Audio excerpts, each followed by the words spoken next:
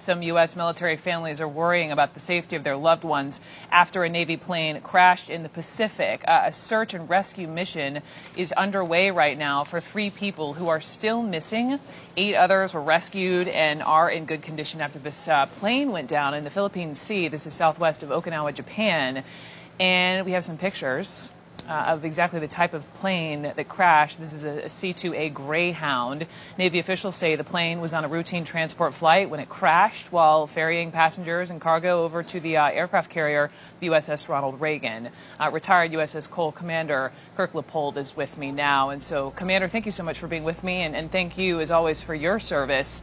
You know, I woke up this morning and thought, my goodness, I was just on a C-2 Cod headed to the USS Reagan 3 weeks ago to report on the sailors there. And we'll talk about how they're used in just a moment. But first, when you heard about this, I mean, how rare are crashes like this?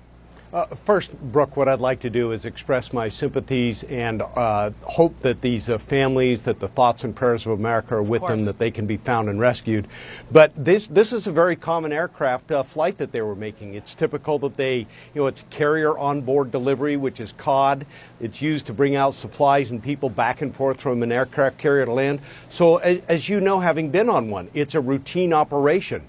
And while no flight should ever be routine, clearly there's an expectation that nothing would go wrong, especially when you've got a twin turboprop.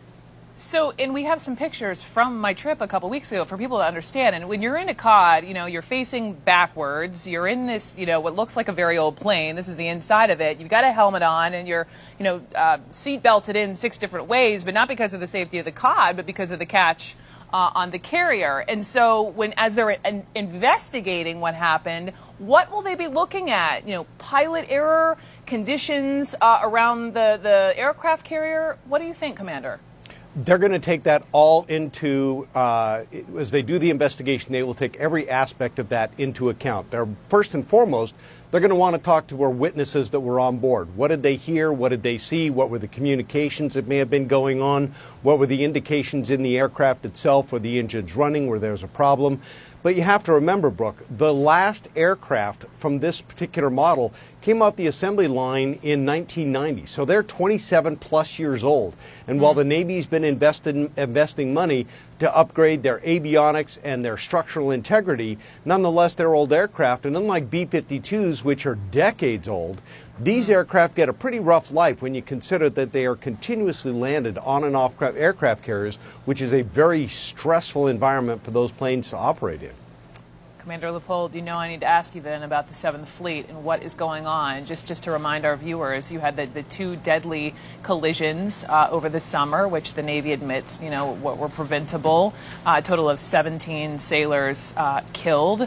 Then you have today's plane crash, where we also counted 6 other U.S. Navy incidents so far this year in the Pacific, going back to January. And now I know these incidents are not directly connected, but still, how do we make sure our men and women, our sailors out there, are safe?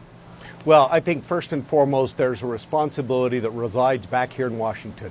Number one, the Department of Defense is operating on a continuing resolution, which means that they do not have a budget, and while there is funding for basic programs, they're all freezing, and so there can be no new starts or anything else.